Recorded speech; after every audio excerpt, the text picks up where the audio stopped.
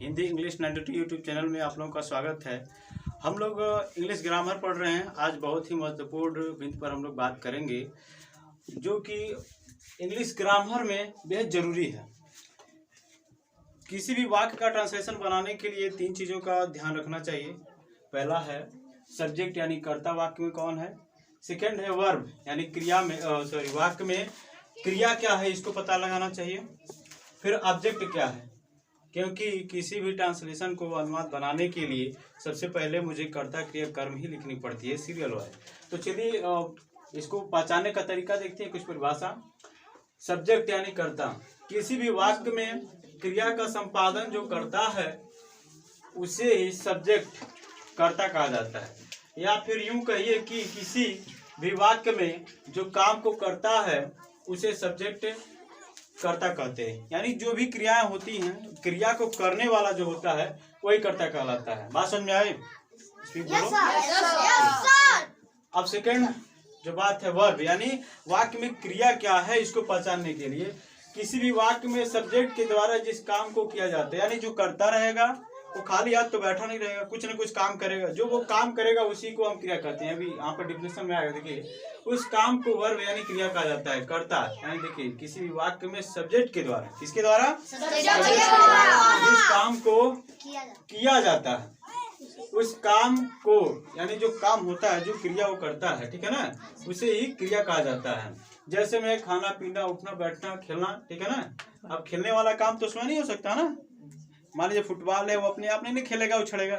खेलने के लिए कोई पर्सन तो चाहिए। तो वो जो खेलेगा फुटबॉल से वो क्या कराएगा, वो क्रिया। हाँ, वो जो खेलेगा वो करता, और जो काम वो करेगा खेलने वाला क्रिया करेगा, ठीक है ना। उसी तरह पढ़ना, बुक अपने नहीं पढ़ते हैं, पढ़ने वाला कोई चाहिए। जो पर्सन उसको पढ़ेगा वो करता, ठीक है ना। अब जो पढ़ना चालू कर देगा वो तो काम होने लगेगा, तो वो क्रिया हो जाएगा, ठीक।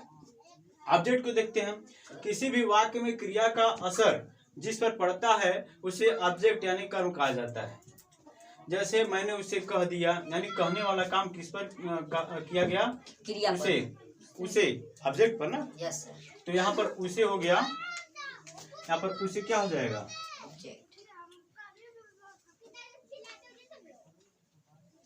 उसे कर्म हो जाएगा।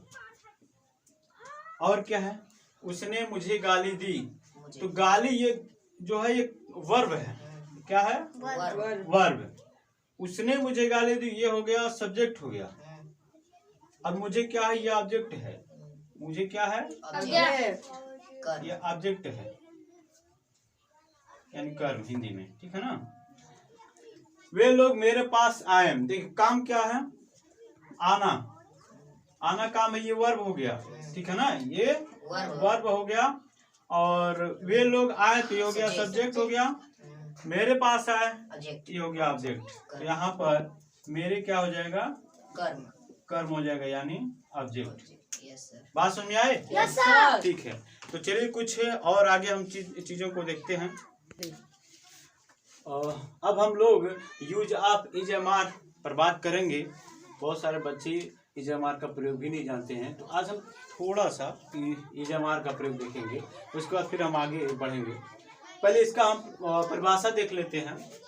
जब वाक्य के अंत में हूँ, है, हो या है मुख्य क्रिया के रूप में रहता है, तब वाक्य के कर्ता के अनुसार इजमार का प्रयोग किया जाता है। इसका मतलब है, आप लोग यहाँ जैसे खाना पीना उठना बैठना सोना ये सब तो वर्ब आप लोग जानते हैं ना। उसके अतिरिक्त भी ये जो हूँ है, हो या है, ये भी एक क्रिया है। अगर इसका प्रयोग न किया जाए तो वाक्य का अर्थ स्पष्ट नहीं हो पाता है। तो ये भी जब ये मेन क्रिया के रूप में आती है। मेन क्रिया का मतलब जैसे यहाँ पर है, तो यहाँ पर हूँ यदि न रहे तो अर्थ स्पष्ट नहीं हो पाएगा। तो इसलिए ये जो हूँ है ये भी मेन क्रिया के रूप में, जैसे ये खुश तो क्रिया तो है ही, है ना। खुश नहीं, खुश तो नाउन में आएगा, लेकिन यही क्रिया तो हूँ ही है। तो इसका जब प्रयोग होगा यहाँ पर मेन क्रिया के रूप में, तो यहाँ पर इजमार का प्रयोग होगा। और एक और भी होता है, जैसे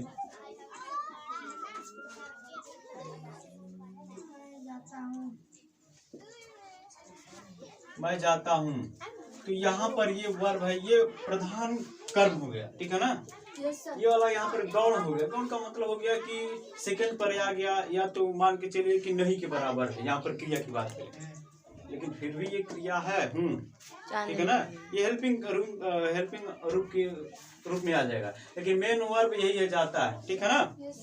तो जब यहाँ पर ये मेन वर्ब न रहे, केवल है, ही, हूँ, यही रहे, हूँ, है, हूँ या है रहे, तो यहाँ पर इजमार का प्रयोग होगा, ठीक है ना। और वैसे भी आप लोग पढ़े ही हैं कि जब जिस हिंदी वाक्य क्रिया के अंत में ता है, ती है, ते हो आते हैं, तो वहाँ पर प्रेजेंट इंडेफिनिट टेंस का प्रयोग किया जाता है, या सही यस का प्रयोग करते हैं, ठीक।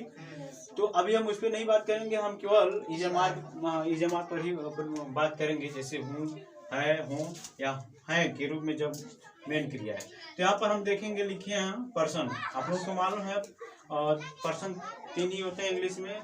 फर्स्ट पर्सन में क्या आता है, केवल आई आता है, क्या आता है, आई। सेकंड पर्सन में क्या आता है, तुम या आप, और तुम या आप का अंग्रेजी क्या होता है। थर्ड पर्सन में जो आई और यू को छोड़ कर जितने बच गए हो जाएंगे, क्या हो जाएंगे, क्या हो जाएंगे। तो कौन कौन से सब्जेक्ट हैं या पर्सन कौन कौन से बच गए। पहले हो जाएगा ही, सी। हम लोग बात कर चुके हैं कि फर्स्ट पर्सन के अंतर्गत आई और वी आते हैं, सेकंड पर्सन के अंदर यू आता है, थर्ड पर्सन के अंदर आई वी यू को छोड़कर सब आते हैं, जैसे ही हो गया, सी, दे, इट, नाउन, ये सब थर्ड पर्सन के अंदर आते हैं। अब हम बात करते हैं इजमार का प्रयोग, यानी किसके साथ, इसमें से जो पर्सन है, 3 person, first person, second, third person, इसमें से किसके साथ इज लगेगा, किसके साथ एम, किसके साथ आर लगेगा। तो चलिए हम अब देखते हैं।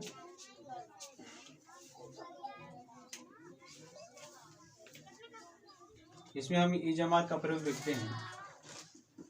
चलिए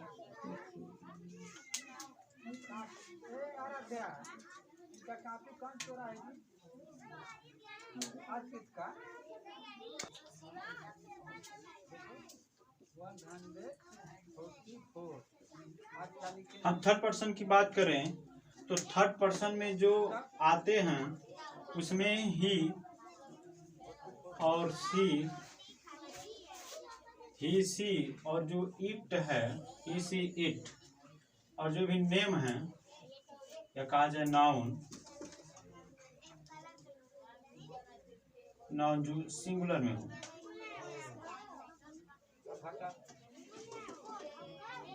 जो सिंगुलर में हो, सिंगुलर किस तरह से है ना,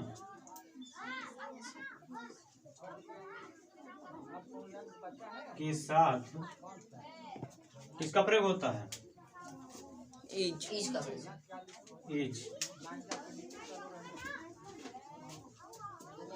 का प्रयोग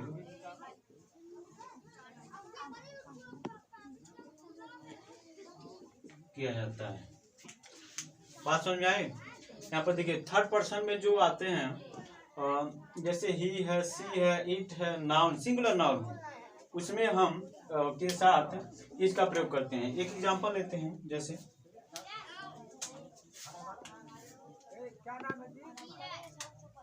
जैसे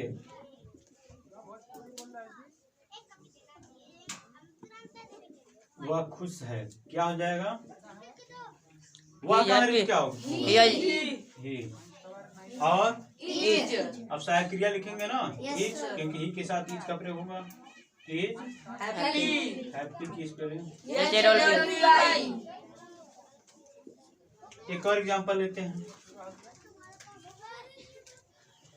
सी का,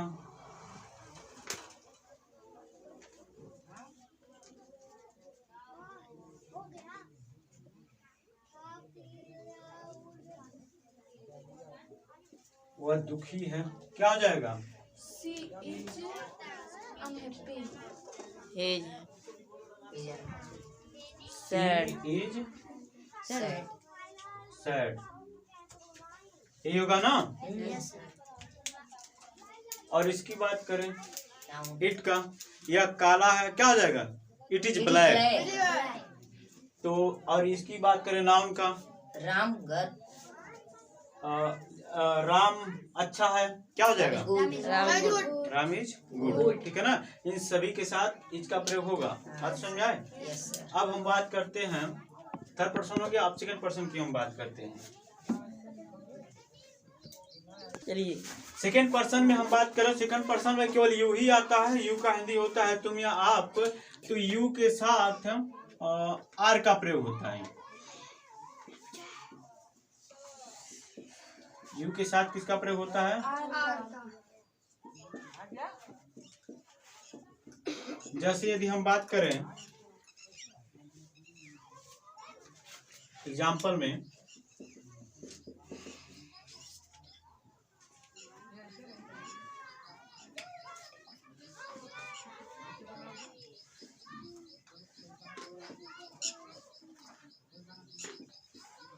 तुम खुश हो, तुम खुश हो, यहाँ पर हो जो है मेन क्रिया के रूप में आ रहा है कि नहीं? क्या हो जाएगा? यू के साथ किसका प्रयोग होगा? हैप्पी का खुश। एक और एग्जाम्पल लेते हैं।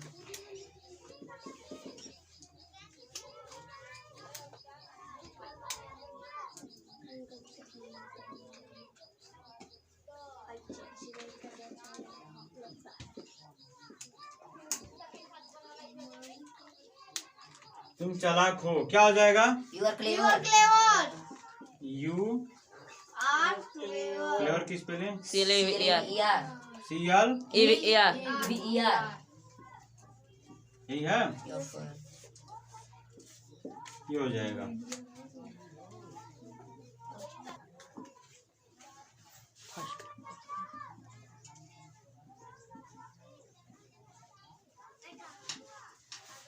फर्स्ट पर्सन की यदि हम बात करें तो फर्स्ट पर्सन में दो सब्जेक्ट आते हैं, पहला आता है वी और दूसरा आई, यही आते हैं ना। लेकिन इसमें फर्स्ट पर्सन में एक कंडीशन है, क्या है? देखिए फर्स्ट पर्सन में वी के साथ किसका प्रयोग होगा? आर का। वी के साथ आर का, वी के साथ आर का प्रयोग होता है तथा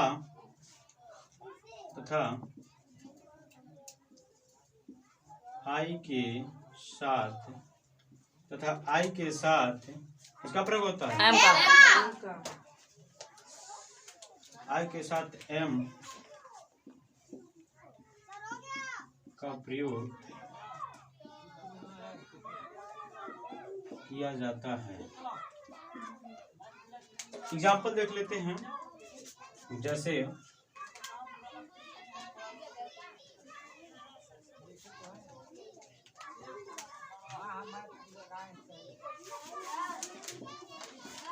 हम लोग गरीब हैं, क्या हो जाएगा? We are poor. We are poor, ये हो जाएगा ना पुअर। नहीं पुअर ही होगा, हम लोग गरीब हैं, पुअर ही होगा, ठीक है ना। हम लोग गरीब हैं तो वी आर पुअर, ठीक है। एक और एग्जाम्पल लेते हैं।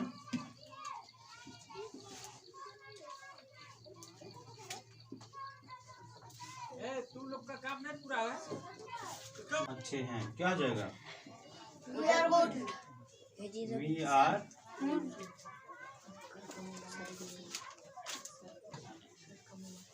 We are good. अब हम आई की यदि बात करें तो आई के साथ में हम एग्जाम्पल लें। जैसे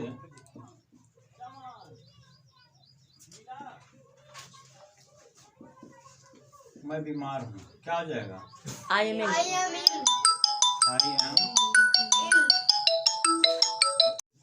सेकेंड देखेंगे, मैं दयालु हूँ, क्या हो जाएगा? I am kind. I am Kind. Kind, ये स्पेलिंग है KIND। Yes sir. ठीक। तो और हम यदि इसको एक ट्रिक की तरह से अगर हम देखें या कहें सारा भाषा में मोटी मोटा में यदि हम इसको याद रखना चाहें कि किसके साथ इज लगता है किसके साथ एम लगता है, तो इसके लिए हम क्या कर सकते हैं। हो गया था नोट। हाँ इसको आसान भाषा में समझने के लिए हम ऐसा कर सकते हैं, जैसे हम एक तरफ टोटल हम पर्सन लिख लेते हैं IV 8 राम लिख देते हैं, राम या नाम नाम। आई को थोड़ा हम अलग लिखते हैं यहाँ। अब हम बात करें, आप लोग ध्यान समझिएगा, अभी लिखिए नहीं केवल देख लीजिए। देखिए आई के साथ किसका प्रयोग होता है, लाउडली किसका एम, और वी के साथ आर का, यू के साथ दे के साथ, और ही के साथ सी के साथ, ईट के साथ, और राम या कोई नाउन रहे एक वचन रहे तो इज, ये प्रयोग होगा। बात समझाए। अब इन सब ये आप लोग याद कर सकते हैं। आई का हिंदी क्या होता है आप लोग जानते हैं, मैं, और वी का और यू का आप या तुम, और दे का वे लोग भी लिख सकते हैं, और ही का वह पुरुष, वह पुरुष के लिए होता है, और यहाँ पर वह स्त्री। ठीक है ना, और इसका निर्जीव के लिए होता है ना, या छोटे जीवों के लिए होता है। नाउन का मतलब हो गया संज्ञा, संज्ञा या नाम। ठीक है ना, ये आप लोग नोट बना लीजिए। और इससे संबंधित मैं कुछ यहाँ चिरालू दे रहा हूँ, उसको नोट कर लीजिए। अब EJMR से संबंधित कुछ यहाँ चिरालू आप लोगों के लिए बोल रहे हैं, नोट करेंगे। जिसमें पहला क्या है, मैं खुश हूँ। एक मिनट रुकिए जरा, माइक पे दे दें आपको। तैयार हूँ।